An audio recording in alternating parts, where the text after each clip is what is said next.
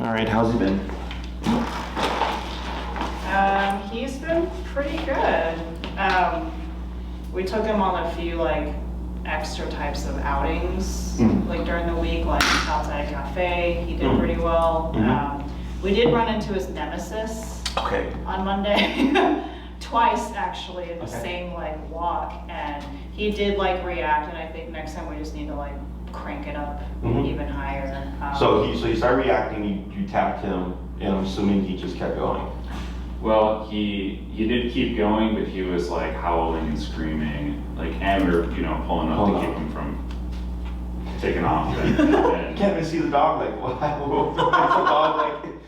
When he gets worked up, sometimes like what we used to do is just like let go of the leash and he'd just run right into like a dumpster and just be like barking like an idiot. And it's like, what are you doing? But it doesn't deter him. Yeah. What was the level you tapped him at when you saw his nemesis? It was like 40 something. Okay, so you're in the 40s. 48. And he yelled. I mean, it was like, I think what happens when we are in that, that range is he just starts freaking out about the tap as well. So it's kind of hard to tell, like, is he freaking out about the tap? Is he freaking out about the dog? Yeah. Is it a combo? It seems like a combo. Sure. Yeah. Right. So, and both times you tapped him at 45 for the dog? It was around there, yeah. Yeah. Okay. Yeah. So, not out of the ordinary. Okay. So aside from that one instance, he's doing good. Correct? Yeah. Yeah. I mean, he'll start not being perfect by wanting to like pull or something like that. We'll do the change of direction tap thing, and after one or two of those, he's like back to being well behaved. Okay. So well behaved as in obedient, or well behaved as in no reactivity? Those are two different things. Obedient. Yeah. Okay. Reactivity is just so hard to gauge because it's rare that we come across something that he gets worked up about. But maybe He is walking by more dogs now, or like letting more dogs pass without the reactivity. Actually, this morning, I didn't tell him this, I was the one walking him this morning. There was a reactive dog like barking at him, and he did well. Okay. But this is a dog I hadn't seen before, so. Okay. Did he perk up at all, or was he just completely like neutral? He was a little curious, like he had a little like furrows of concern, but he didn't do anything beyond that. Okay. Yeah.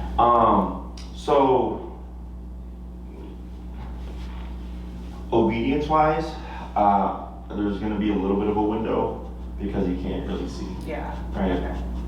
When it comes to the reactivity stuff, however, that should be less and less because it's just don't freak out. I know you can't see it, but don't freak out, right? Yeah. Otherwise, consequence. Because whether or not, so if you're blind and you touch something, you touch a hot stove, are you still going to touch the hot stove again? Right? Like you're going to be more aware of it. That you're not going to do that behavior, at least not intentionally, right? Right. Whereas for him, it's not even anything he's making contact with. It's an emotional response to something that he hears, which is technically easier because he doesn't need to see it. Like a hot stove you need to see, right? Technically to avoid it. But if you feel the warmth of something, you're probably going to want to pull back. So for him, it's really just a sound.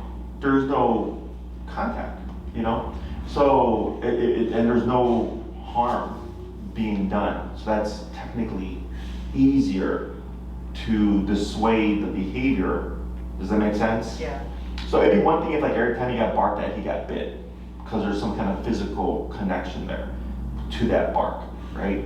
Where he's like, well, every time I hear a bark, I get bit, so I'm almost a threat. So here with the remote, that's why all the conditioning is important, so that he doesn't perceive it as that. So like if you go on the internet, you'll read like e-collar can make dogs more aggressive. Okay, that's a yes and no answer.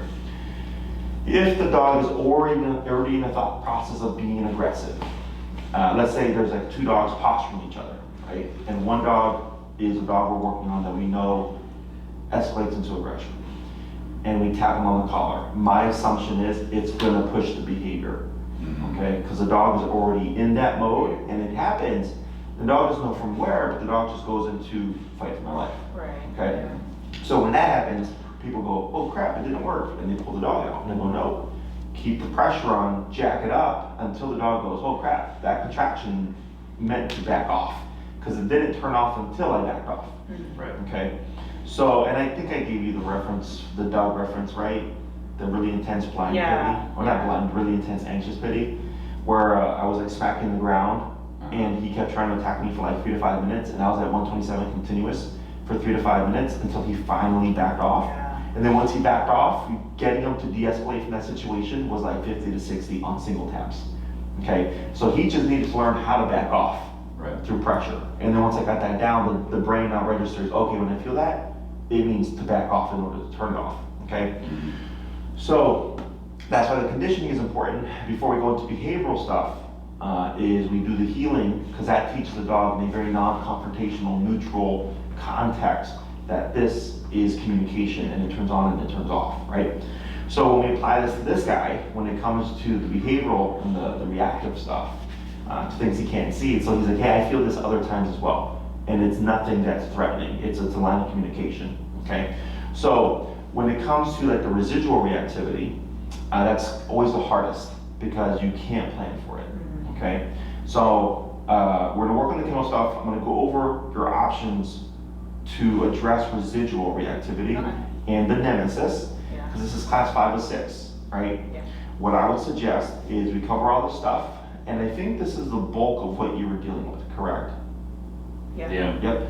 And he did fine here with boarding and everything from my Awesome, hair, yeah. so no issues there. We saw him in the background of one of the Okay, it's the videos. story. He just is the same thing that he does at home. Uh-huh. He's just sitting up, like stress breathing Uh-huh. in the kennel. Sure. And it's like, I wish he could like not be so. There's a lot of stuff going on here, but he's not always like that. Okay. You know, and he doesn't like escalate. Yeah. Right. I mean, we're glad he's like still just sitting there being chill. Yeah, Yeah. I still think there's been no because typically talk to the employees about like certain dogs, especially Yeah. dogs that I'm working with, Yeah. to get feedback. But yeah, it's completely fine. You know, so what I would suggest was we'll cover all this stuff, and then you take time before your last class to test all these things out. Okay, yeah. Okay, because in the week you could come across no dogs, and then it's like we couldn't do anything. So that's how we build on that. Okay, so when it comes to the residual reactivity, when you mentioned it's hard to tell if it's the tap or if it's the reactivity in response to the dog that's getting the residual howling or whatever, right? So when we get to that point, it's against our logic to think that going higher is actually the answer, because it makes us feel like we're making the problem worse. And what happens is, if you're too low or like close enough but not quite there, is it annoys the dog more than it actually tells it to just shut up. Does that make sense? Yeah. Right? So I have another client, Pity Mix, who is social, is reactive and very vocal, but in a friendly way. Okay? Yeah. So, but it looks bad. Yeah. You come up and it's shrieking, and she's like, people want to say hi, and they think he's crazy, right? So we have to correct that, because it can incite behavior from another dog, and then plus it's just, for other people, they find it threatening. So I'm like, because it's way too much, okay? So we've been going through all these things, and she just had her 10th class yesterday, and I told her what we're gonna do is just 127 for everything. Okay, every time he becomes vocal, it's 127, okay? To completely shut it down, because what happens is he becomes reactive. She's trying to get him appropriately, but it's making him more reactive because it's not high enough where it's just like, shut up, okay? So, and I've done this a few times. It's always the last resort. There's more options here, but that's going to be the last resort for this guy. Okay. And if you want a visual, the dog's name is Malachite. Malachi. She's a pity. I worked with a few months ago. I believe it was class 4 or 5. Okay. And it's on my YouTube. And Malachite was crazy reactive. Like biting at the leash, shrieking, trying to grab at it, pull up from the, and we were in the middle of Oz Park, and there's like just people walking by like, what's going on with this dog, okay? And it's like literally 5 minutes of all this nonsense. So we do all the normal stuff. Start low, we work our way up, make adjustments, everything, right? And then come class 4 or 5, I'm like, how'd it go? She's like, you know, I can tell, like, she's like, eh. So I'm like, I'm assuming she's still super reactive. She's like, yeah, she's like, it's not getting better. I go, okay, 127 for everything, okay? Because we're trying to do it appropriate to the dog, but it's unpredictable, right? The environment, you can't plan for things. So then we did controlled context here where I brought out a dog and we just 127 for everything. Not even like, not just the reactivity, even like kind of perking up type stuff. Everything was 127, okay? So I bring a dog out, she does something, I think she whines or whatever, and we just 127, right? And she goes, "Bark!" And I think she like kind of like freaked out and then she just settled, and then she was like, what the hell, right? And we started repeating that. That's my question, is how much time do you give them to settle and correct the behavior before? It's within a second or so. Because you'll learn how to read it and feel it. Because if it's tech escalation and then boom, you just start to feel the energy come down, then that was fine. But if it's like up and it just kind of feels like it's lingering up there, right? That's either he's escalated more or it's not enough, it's like more so agitating him than it is like telling him to think to himself like, crap, what did I do to deserve that, right? Yeah. So in the video, you should see me give the dog the window, right? Because when we're, especially when we're that high. And then we did a few repeats here with dogs, and then she left and I didn't see her for a few weeks because she traveled or something. And when she came back for her last class, I believe, 180, complete 180. She was like, Jesse, ever since we did 127 for everything, Wow. I was like, none of that crap that we were dealing with, I'm like, good. You know, so for the behavioral stuff, we did that. And then I think when we started teaching the other stuff, we went back down low again per the norm, but behaviorally, because when she was on the walk, the dog was fine on the walk. It was that same concept of like, if your dog is great with the heel, and you know the only time you'll have to tap your dog is for the reactivity, then just go to 127. Because you know you're not gonna use it for anything else, technically, right? Yeah. So it's rare, but in the meantime, it's either one, set up controlled context with your neighbor, the nemesis dog. So then you can try 45, then 55, and then 65, and then 70, and you can just go up, and then you maybe find out 95 is the answer, right? Otherwise, if you take the time to just catch them organically, you're just, again, building off of each failed time. So if the last time you were at 45, next time I'm at 55. And you can do 50, but now you're gonna prolong that process, Yeah. right? So I do larger jumps just because I know it's not gonna kill the dog. Me personally, I just go at 127 because I'm like, I'm not gonna deal with this. But for the owner, you know, because there's emotional attachment, you care for him, you don't want him to not like and stuff, which won't happen. People like seeing the process, and then at the end, when they're like, okay, yeah, we did try everything, and then it was just 127, and that's actually worked. That's for the human psychology, because it validates the human. Does that make sense? Yeah. Where I've been doing this for over 10 years, and I already know. Okay, so I don't care what you do in terms of the approach, but that's what I would at least do. Is next time for the reactivity stuff, you're at 55, okay, and it's gonna suck for a bit. And you're gonna have a lot of failures until you hit that number, and then you're gonna go, oh crap. Ever since we got to that number, not only has the residual reactivity gotten even more or less, when we saw his nemesis, it was a 2-tap correction, and the next time we saw his nemesis, there was nothing. It's literally gonna be that black and white. Okay, that's how it should feel. Because it simply don't do that. Okay? So that's what's you're gonna need time for. Okay, so then, let's say in 2 months you come back and you're like, hey Jesse, we were at 127 and he was still spazzing out. Then I go, something's off. Okay? And then we have to like see if we can set up controlled context or something so I can address that myself. But if it's 99.9% of the time he's not reacting, he's just reacting for that one dog, I mean that's still pretty good. Yeah. So if Yeah. if he shifts his energy away from the nemesis or the other dog, and he's now kind of like circling back around, like whining, trying to figure out like what. That's all is it residual. Yeah, just let that go. Let it go. Yeah. As long as he's not still focused on. Yeah. Okay. It's what I call like forward type energy, right? So there's forward and backwards. Forwards is, what is that, right? Like even though it's curiosity, it's like, what was that? What's that sound? And you see this, and then you start to see, you know, lunging, barking, all that stuff. That's all like confrontation. That's moving forward. You want to see him go like either backpedal or completely just like shift, where it's like, I don't want anything to do with this anymore. It's literally like that clear, okay? And you'll see him, you're like, yeah, he absolutely wants something to do with the dog. So if he's looking around, that's him going, okay, this bothers me a lot, but I got a very harsh correction. What is my other option, right? So the anxiety that's gonna come from the hit is normal. We don't do anything unless he goes back to forward type energy. And when he's in that backwards motion trying to figure it out, you should be pulling up just You to can get that add upward direction. pressure if you like, or you can just give them the few seconds to figure it out, you know, and it could take 30 seconds or whatever. Because for him, the world is not clear, Right. right? So he's got to think more through it as opposed to a dog that can see. So I did this with a client yesterday at the park. We were sitting down, the dog started staring at the dog like 60 feet away. And then the owner was like, what do I do here? I'm like, well, how do you feel about it? Like, I don't like it. Like, then correct it. You correct anything you don't like, right? And then they were tapping at 30, and then she kept looking away, and looking back, and looking away, and looking back. So then I took the remote, within like 3 seconds, I was already at 65, and the dog backed up and like completely turned the other way. Okay?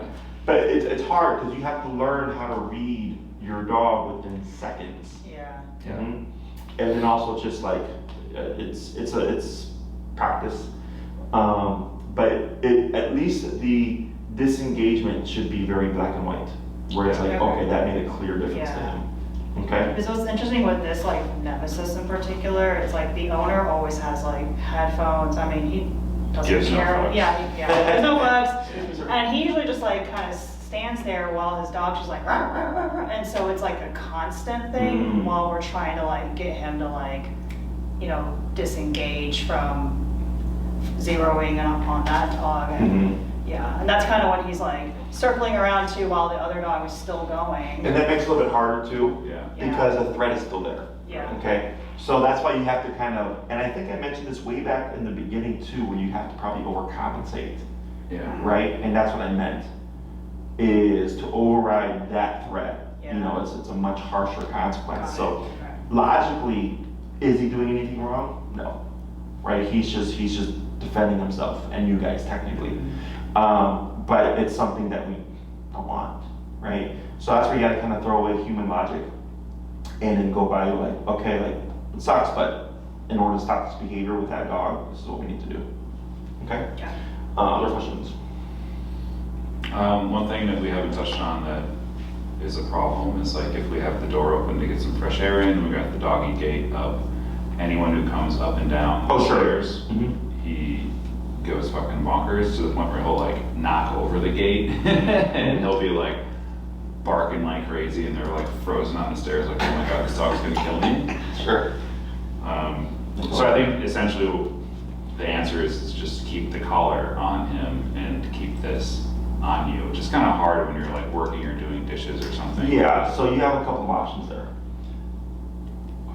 What's the one thing that you think I would say for that? After what I just told you right now. Is it something you don't like, you want to correct it, so correct it. Right. But if I want to correct it fast, you're not able to. Crank it up. Yeah. Right. I would just be there. Or you can use that as a frame of reference for the enemy, the nemesis, right? Because that's gonna, I'm assuming, happen more frequently, right? So if I keep the collar on him, let's say I just commit on Saturday, I'm gonna be home all day, right? I'm gonna keep the collar on him. I'm gonna be at 55. 55 does nothing for the first person. Sorry, 65 does nothing. 75, right? You can use that to your advantage. But now the problem you're gonna have is you're gonna become collar dependent. Right. Okay, so the other option for correcting is what's called a bonker. I'm not sure how that would apply to Dante because I've not used a bonker on a blind dog before, but it's the same concept. You do something, something negative happens, and the bonker is simply a rolled up towel. They can use hair bands, rubber bands, or zip ties to keep its shape so you roll it up, and it's a firm and soft surface. Okay, so we have like 4 of them. And when the dogs bark in the kennel, like this morning when my staff was taking out the dogs, they were barking and barking, trying to be crazy. So I went over there, and within 1 second, all the dogs had shut up, just because of the bonker. Okay, and it's funny, so I was showing Kim, and all the dogs were like barking, and I walked in with her, I'm like, you gotta correct the dogs, because this is nonsense. And as soon as I went in there and I smacked the wall with the bonker, all the dogs went from standing, and she was laid down, and she just looks at me and goes, see, and I'm like, here's the bonker, and then just like walk out, because it's simple. You know, but the biggest thing that you have that you're gonna struggle with is the fact that he can't see. Okay, so the bonker can be used in a couple of ways. You can either throw it, but because like some dogs, you can throw it at their feet, and that's enough of a deterrent. Okay, but they can see the object coming, right? The second thing was you can actually bonk him or throw it at him. Okay, now what people have people have issues with the bonker because now it's you physically correcting your dog, right? So then it makes you feel like you're hitting your dog. So example I always give is I'm sure when my mom and dad spanked me for the first time, it was uncomfortable, right? It's kind of like, I'm hitting my kid, but it's not really hitting, it's discipline, right? It's the same kind of concept here. But everybody has the natural apprehension of, I'm hitting my dog, okay? So that's fine, that's healthy. But if you want to move past the remote collar, that's the bridge between the collar and no collar, is now he doesn't have to be wearing something, right? Because then if he's got the collar and you're like, yeah, Jess, we kept him at 85, now he's got the collar on, he doesn't bark at anybody. Oh, great, but now when you take the collar off, he's gonna go, the cop's not here, he's gonna bark again, right? That's where bonker comes into play. Now the problem with the bonker is if you're leaving the back door open with the gate up or whatever, and people are walking by and you're smacking their dog with a towel, that's gonna look bad, okay? So what I would suggest is have the door closed and get all this nonsense done with the door closed. Because he doesn't know open or close, technically, right? But if you bonk him and he keeps barking, what does that tell us? It's not a strong enough deterrent. Correct. You gotta go bring it up. He's like, It's a gassy filler. yeah, you have to increase the intensity, right? So you have to match the intensity of the dog. So if he's at a 10 and you bonk at a 5, you're never gonna beat the 10, right? Now, yes, there are some dogs that, because dogs bite each other, okay? And remote collar can get very uncomfortable as you go higher. Bonker is only gonna get so uncomfortable, right? Because it's, one, are you correcting correctly with it? Two, physically, how much force can you apply? And how much force does he actually need as a dog, right? So the toughest dogs to correct, believe it or not, are like little 5-6 pound dogs. Yeah. Okay? I kind of believe that, yeah. And I had a client, I remember he had a Pomeranian who was this little 5-pound floof who would go crazy in the kennel and no collar would fit him because his neck was too tiny, but his fur was so thick. Yeah. Right? So he would do the Caesar Milan touch, which is with the hand. And he's like, Jesse, he's like, I'm really wailing this dog and he just won't shut up. And I'm like, show me, because I'm thinking like, yeah, you're not doing it, right? And yeah, he was like doing some physical force. I'm like, man, I'm like, you're good. Your dog, even though he's only 5 pounds, is just very physically resilient. So I was like, there's only so much, because we couldn't use the collar to correct him. There was nothing that would fit his neck. It was too tiny. And his coat was so dense. So a prong collar doesn't do anything, right? So, you know, so size doesn't matter, okay? But if let's say you give him the firmest correction, he's just going, then we're stuck, right? And then that's what sucks. But that's not anything that you're doing wrong if you're doing it at the best that you can. Because even I get dogs that if I correct them with the prong collar or even with the bunker, they're just too physically tough. And I go, we're stuck. All we have is the remote collar, you know. But that's not anything that we're doing wrong. It's just the dog is just that tough. I think he's actually, now that I think about it, been better since we started classes about that. We haven't had any like actual outbursts. I mean, we should text Gil, who lives upstairs, to do it if he's willing to do like a practice. And they, run or yeah, the something. neighbors upstairs both love dogs, and they like want to have a good relationship with him, and don't, you know, they're Yeah. like, can we like give him steak or something so he likes us? And I'm like, You can give me steak. Yeah. Sure, I'll give it to Dante, sure. But yeah, that would be another tool that you can use. So the bonker is to stop anything we don't want. We don't use it for any obedience. So if like you told him place and he got off, we wouldn't bonk him for that. Okay, it's for jumping, it's for barking, licking, chewing, counter surfing, anything that's just don't do that, you can use bonker for. And I always tell people just leave it for the stuff that's inside, you know, because then it just looks bad, you know, because they just see you. I'm like, but it's a rolled up towel. Like, what are you gonna do to your dog with a rolled up towel? So that would be the bridge between the remote and no remote. There's also the possibility of you do the remote, you find the number, you're consistent with it, and you take it off, and he's, I'm not gonna say he's gonna stay 100% consistent, but it'll be much, much better, because he's just gonna be a bit more heightened.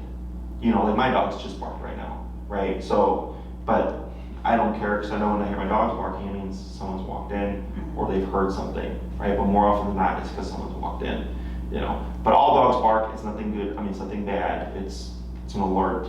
But if he's barking at everything, because he should be desensitized by now, technically speaking, but it's probably because he can't see. Yeah. Yeah, okay. Other questions? Mm-hmm. And I'll send you videos, those 3 videos that I send to people, how to make one, how to use one, and a trainer actively using one, and that's the one you want to watch for sure. Okay. For some reason, the people always watch the first 2, but not the third one, and the third one is always, I'm like, you didn't watch the video, did you? They're like, what video? And I'm like, the guy sitting down with the puppy. They're like, what, you said? I'm like, yeah, there's a third one. That's the one you want to watch. Okay.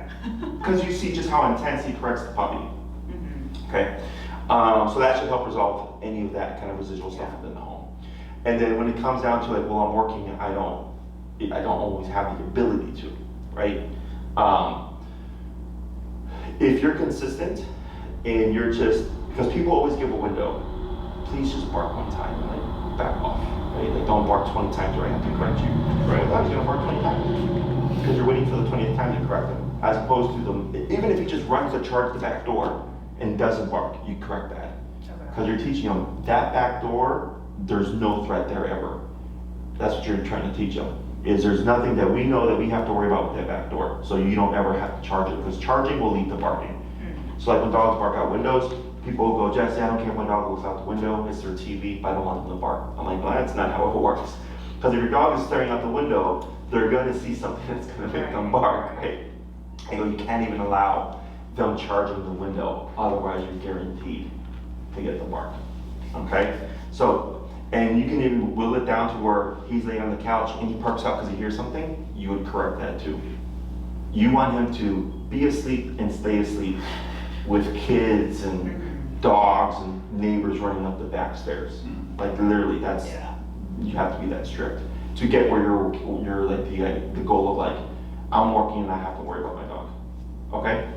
Does that make sense? Yeah. Yeah. Okay, so we're gonna put pressure behind the kennel today.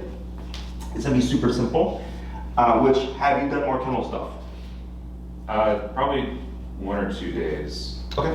of, you know, Yeah. sitting there and waiting for the next whine or yelp and then hitting him and turning it up. And we got up to 58, I think. Yeah, and Yeah. It wasn't really all that much more successful than the time before. I think like 48 had gotten us half an hour Okay. of silence, and Yep. then 58 on a different day had gotten us like 15 minutes. Okay, sure. So, I don't Yeah. know. Cause yeah, at some point, right? Because it can be the day, it can be his stress levels. Mhm. There's all these things that factor in, but everybody has a breaking point. It's just what's the breaking point gonna be? Okay? So here, the reason for this exercise is when we put dogs in kennels, right? A lot of times when I see people put dogs in kennels, they just kind of, like especially puppies, kind of pick them up and put them in there, and they close it. And as dumb as this sounds, they don't know how they got in there. Okay, so if you pick up a puppy or pick up a dog and just place them in the kennel and you close it, they'll flip out a lot of times because they don't know how they got in there. A dog has to physically walk into something, right? Which he walks into the kennel. But then when he goes in the kennel, he finds out like, hey, there's a barrier here. I don't like this. Right. Is he goes in. I mean, imagine like if you walk into a room and then somebody closed it and locked it behind you. How do you feel about that? Exactly, you're like, Do what the that hell? for. Yeah. Or if someone puts you into something against your will, obviously you would freak out. So that's where dogs come from, because they're not meant to be kenneled. Dogs are denning animals, which means they go into a cave or whatever, but they do that willingly, knowing that there's a way to come out whenever they want, right? But when we add a door to this, now we got a problem, okay? So for him, if he goes in willingly and tries to come out, he's just thinking like he has the ability to, okay?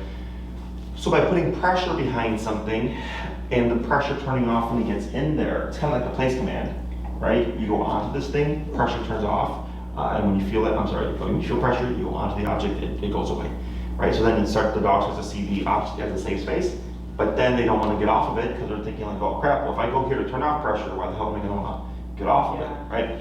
So it's the same kind of concept with the kennel, is we put pressure behind it, But then not only do we put pressure behind it, when he tries to come out, we put pressure to keep him in. Okay, so he thinks like, okay, I can try to get out, but then pressure kicks back in again, and when I go back into this cage, it goes away.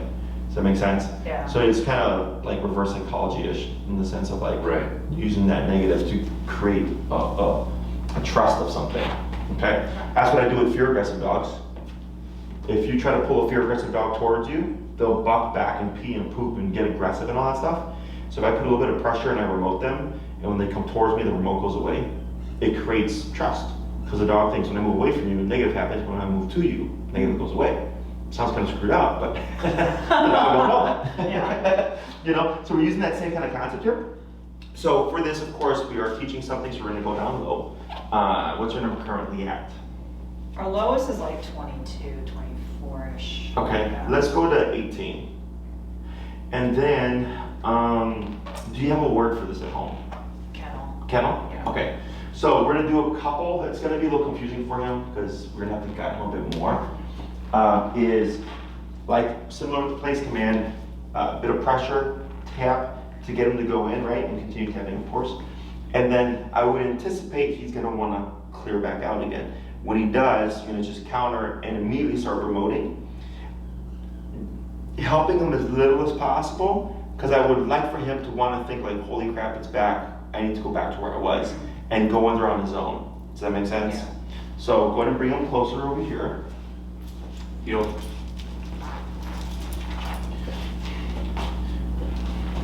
Good. And then we're not gonna worry about the word right now. We're gonna do a few reps and then we're gonna start tying it in. Is go ahead and start tapping and pulling forward simultaneously. Might need to duck in there. Is this bigger than this or is this the same size? I think it's the same size. Okay. Maybe like a 1-inch, no. So, tip. There we go. Wait a moment. Let's see what he does here.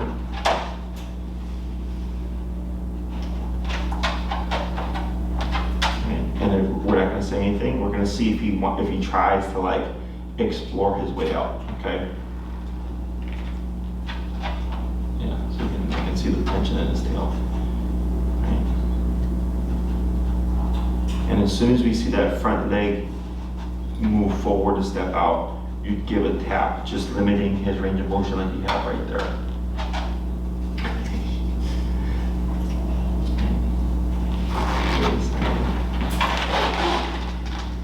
Okay, now even this here, light pressure towards me and then tap. There we go, and then relax. Good. Tap. Tap. Tap. Wait a second. Tap. Tap. So what I want to see is him come back this way, okay? Tap. That's fine. You're at 18? Yeah. Plus 20? Tap.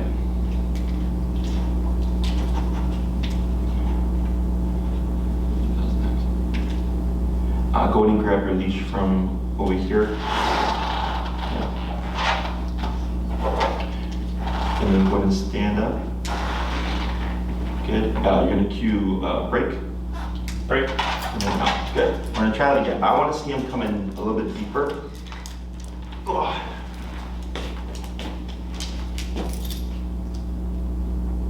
Heel.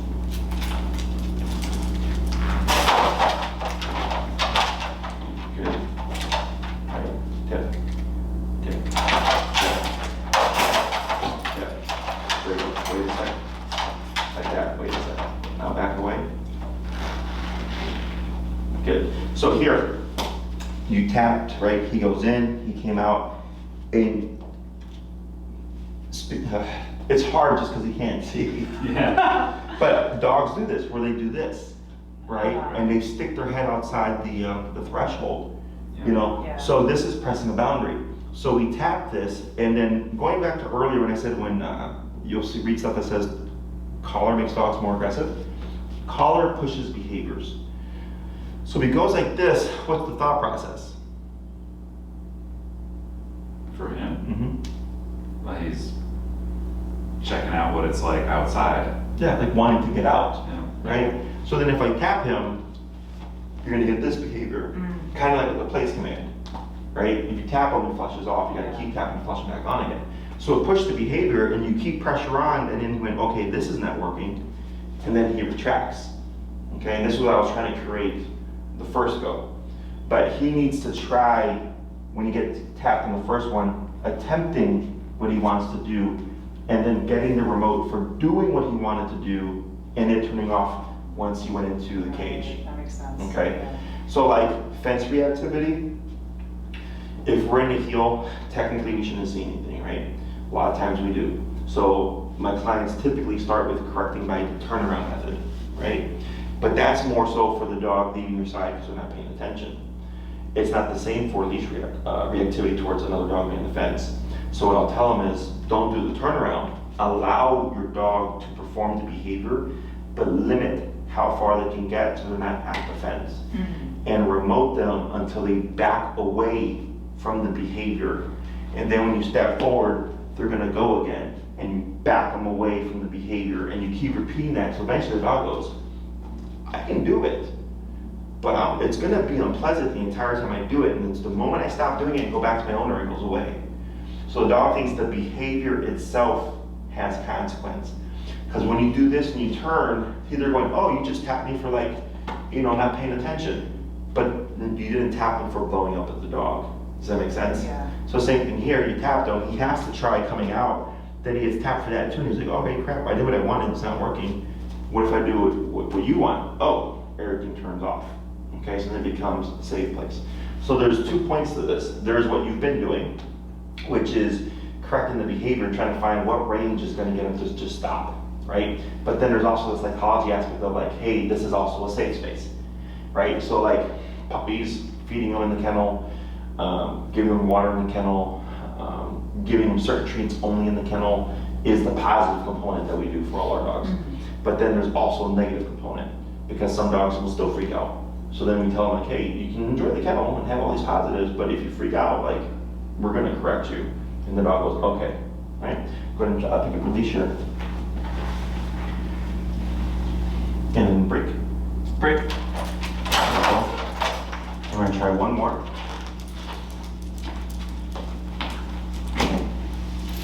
He's never that chill in the kennel at home. That was like the most behaved I've ever seen him. Heel.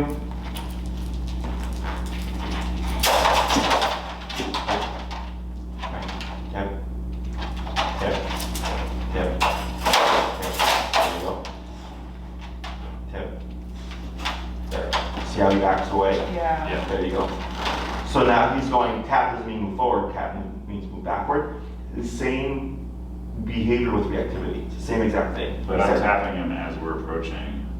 Right, so, Still. right, so there's a tap to get him in, right? He goes in, he turns around, he does this, he's pressing the boundary. We tap him to create this, right? But the way it looked, because it was very obvious, right? Where he had his nose out and he tapped him and he went like this. Yeah. It's the same thing with the reactivity. It's gonna look that clear. Reactivity would just be lunging and barking and flipping out, and the moment you got the right number, it's gonna be something like this. Okay, so that's, you can use that as a frame of reference when you're correcting and you're trying to find what's the number that's gonna stop the reactivity right now, but then also deter it in the future, okay? So go ahead and release them again. Break. So now we're gonna add in that word kennel so that we can put power behind it. So here you'll walk about this distance, and then you're gonna cue, kennel, and then without the pull, you're gonna tap. Okay, he's probably gonna just shoot forward because that's what he's been conditioned to do just now. Because I'm trying to eliminate how much I'm helping him with the leash and putting more so to the remote. Don't be a jerk and try to send him to kennel here because he probably just moved on. Because that's what he's doing, right? Yeah. He's assuming like, okay, when I hear this, I just go in this direction. Go ahead and bring him closer. Heel. Good. Kennel. Yeah, and then you just grab his leash and whip it around him. Now when you do this, he might think to move forward, by the way. right? Because as you're pulling at the leash and stuff, if I confuse them, you would still correct them with the tap. Oh, yeah, there it Yep. was. Another one. Good boy. See that? Yeah, sniffing for a treat. When you do the sends, put a stop between the heel, which technically, just so you know, at home you don't have to do that. You would walk him up because you want to create a pattern to help aid him, right? I'd always bring him maybe about 2 feet behind, 2 feet away, always the same exact positioning. So when you tap him, he knows I can just go straight in and hit a fence. Okay, break. Break. Good, rinse that a couple more times, then we'll swap hammers. Oh. Getting a little hot and puffy, huh? Heel. Right.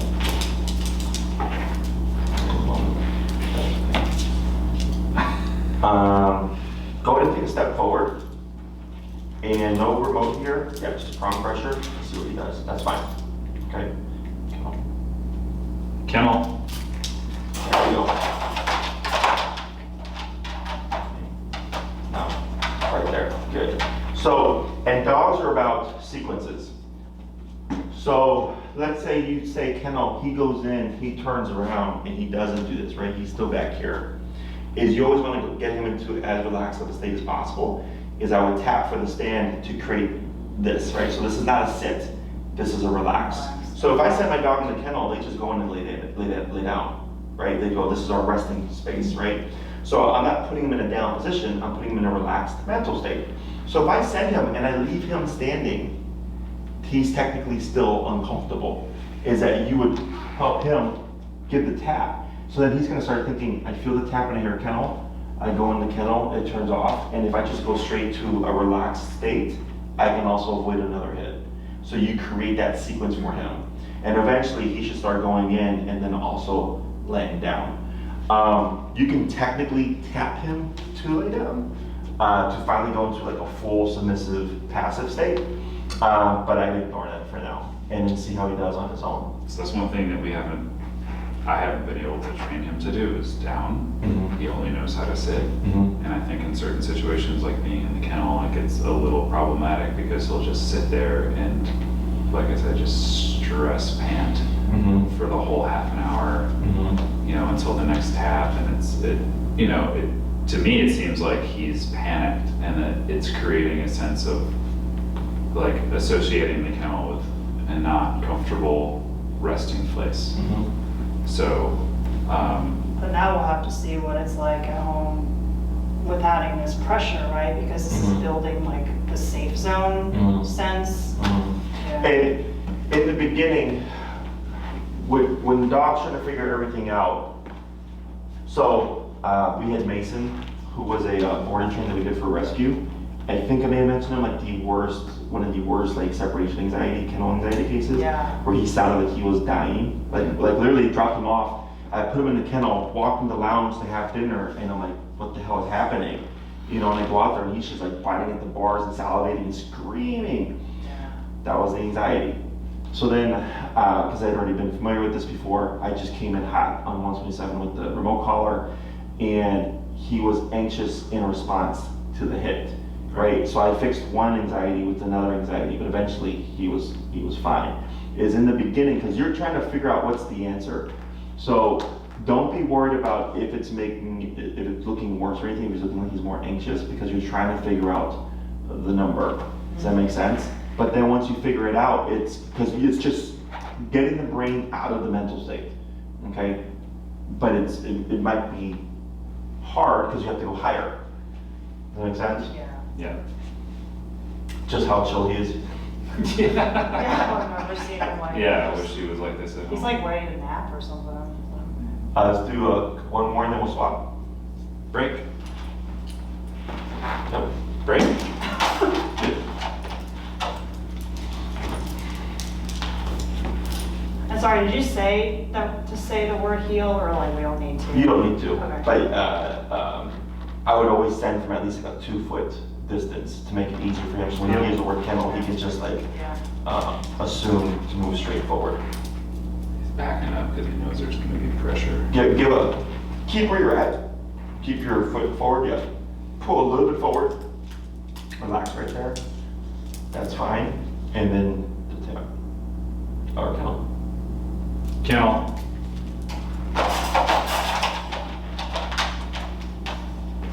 Right. Good. There you go. There you go.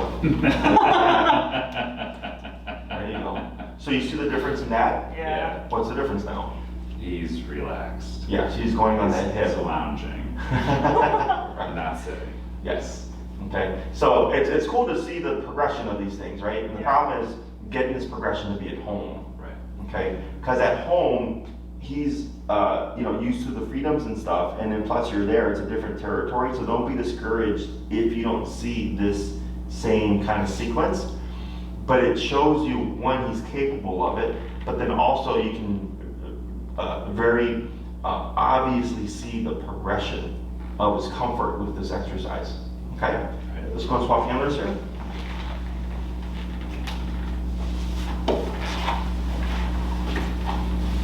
Break.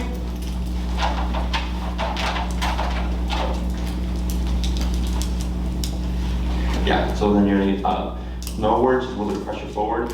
Pull, pull, pull. Yep, and then right there. Good. Okay. And I'm just saying the word now. And You're gonna cue With the a word tap. and then give it a tap. Yep. kennel. There you go. Yep. Tap. Wait a second. There you go. Good. Now we swapped handlers here, right? So even though he left off with him being in a relaxed sit, it changes when we switch people. Yeah. Okay. Go to cue break. Break. Good. Just try that a couple more times.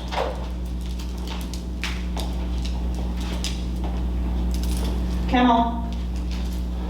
Oops. Better. There you go. Break. Break.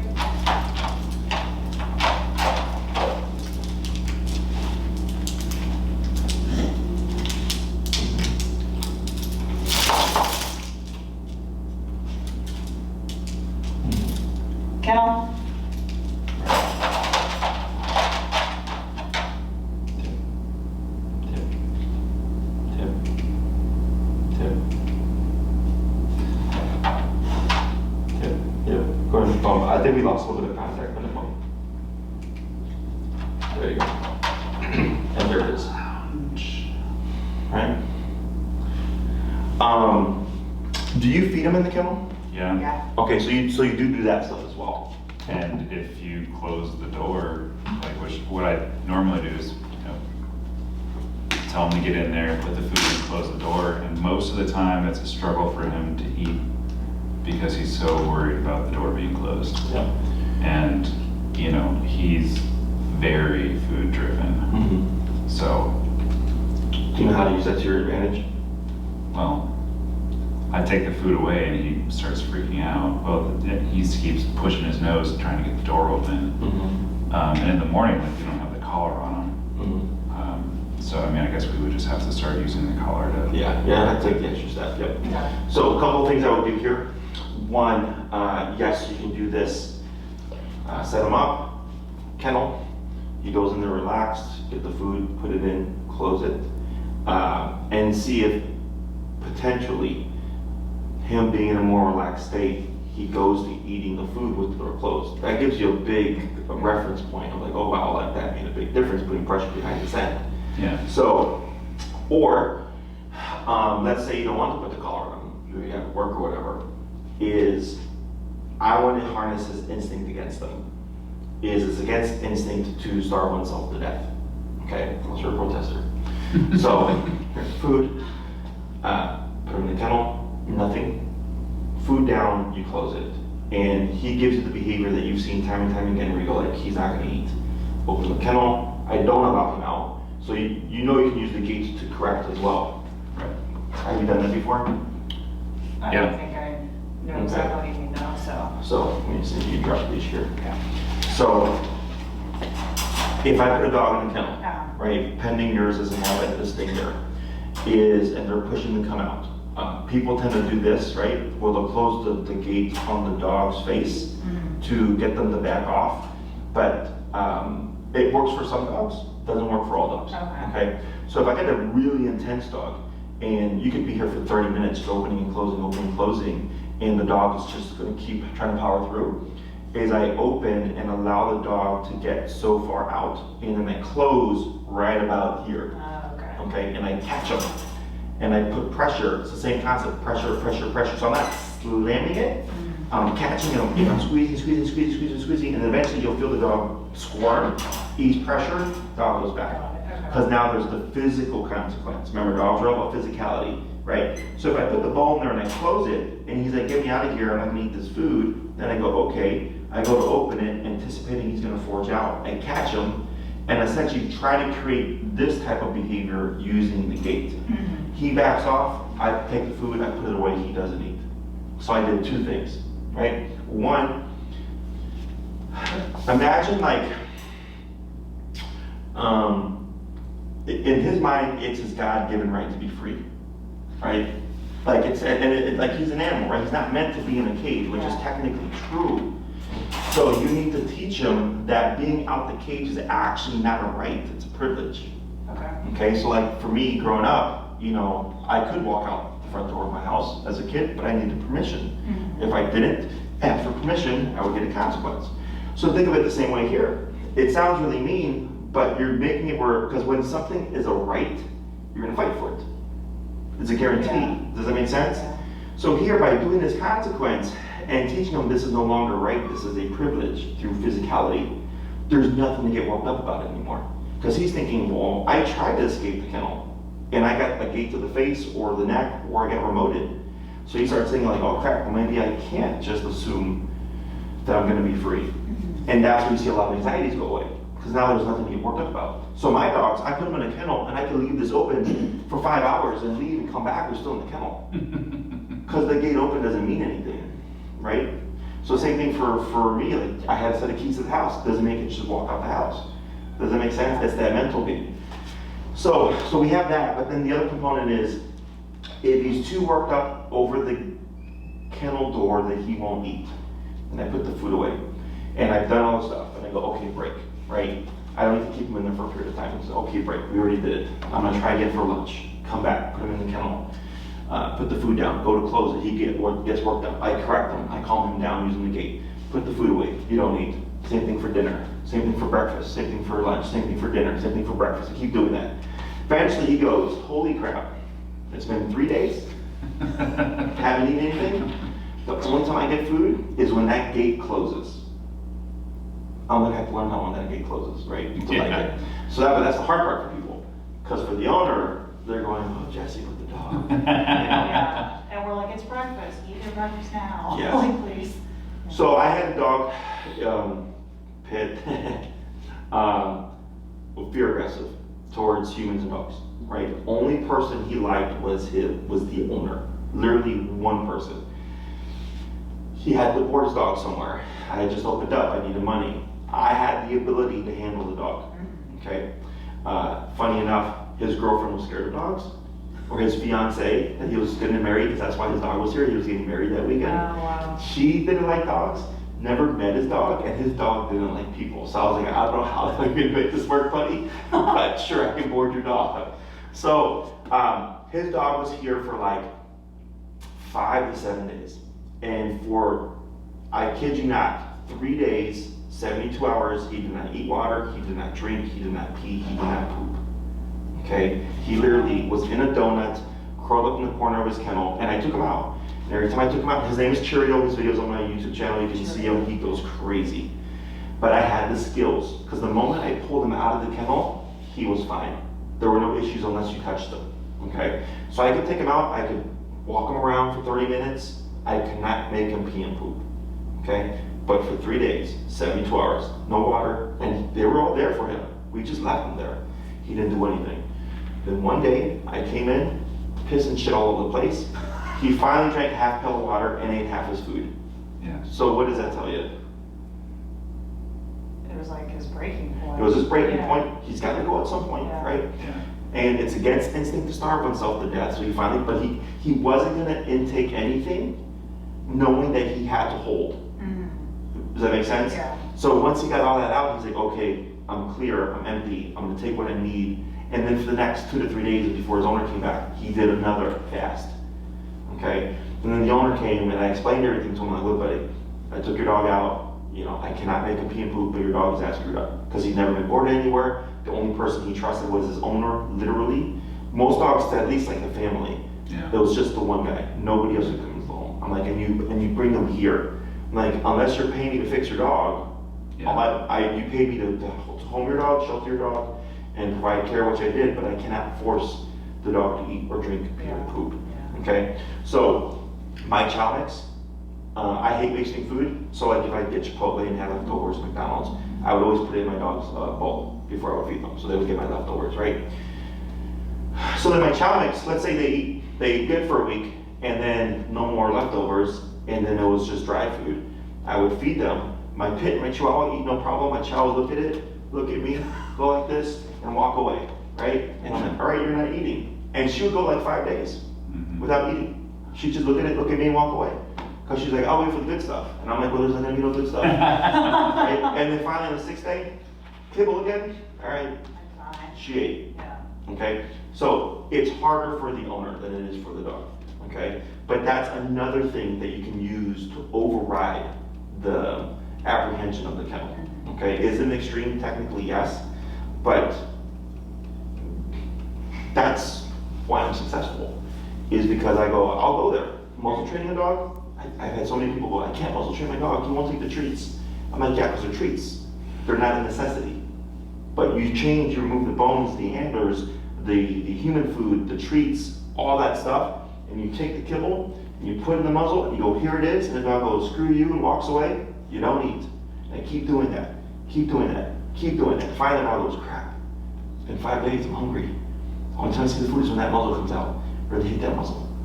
But I know I'm not gonna see I'd the rather food. not die. Yes. Eat, okay? Yeah. So, it's the, he's like, please don't starve me. It's the emotional component, right? So that's me personally, is I take those things and I use them all to my advantage. You got pressure, you got the positive and all that stuff. He doesn't think anything of it. He just goes, you know what, every time that gate closes, I gotta get over it because that's the only time the food comes out. But you have to remove all other things, treats and all that stuff. Otherwise, if he can get something elsewhere, he'll hold out. Okay, because I've had that happen with clients. So they're like, yeah, I only feed the dog from the muzzle and he won't take it. I'm like, what else are you giving him? I'm not giving him anything. What else are you giving him?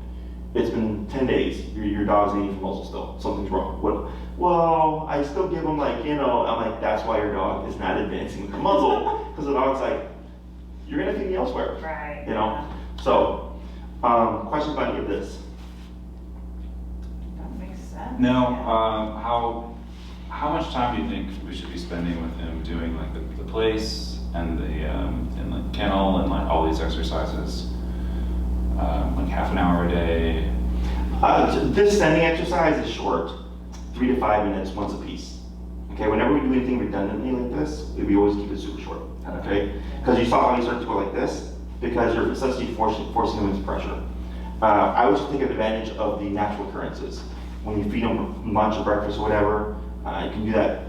I gave you the different options. Yeah. This exercise, 3 to 5 minutes a day, and then maybe you do a couple of sends, and then you take off the leash. And no, actually, if you want to do a real test, leave the leash on, leave the gate open, right? Because he's going to try. And then if you have a camera, the moment you see him trying to sneak out and you remote him, it's probably going to flush him out. You keep remoting him, you pick up the leash, you walk him back in the room, you go back to the kennel, he goes in there, and then you leave again. Because then he thinks, I tried to escape, but then I got remoted the entire time I was there. Oh, there we go. Wow. We'll see if we can make this happen at home. Yeah. It just, takes time. But that's another, the most, this here means nothing. It should mean nothing, right? So this whole time, right, this has been open, he's just been in there. Right. So if you want to make it even harder, leave the gate open, put him in with the leash and everything. You end an exercise like that, and then you leave the room. He's probably going to get overwhelmed with anxiety. And then the moment you see him, you tap him, and if he flushes out, keep tapping, grab the leash, lead him back. He goes back in there, drop the leash, walk away. So then this way he also gets the ability of like, I try to get out, but then I got pressured the entire time until I went back inside again. Yeah. Okay? I gotta head out for my next one. Any questions on this, let me know. Take time, does that sound good? Like Yeah, taking a yeah. break for that final class Yeah. to try all this stuff out, try all the theories. If you forgot one or you need me to clarify something, just shoot me an email and I'll email you directions. Sounds good.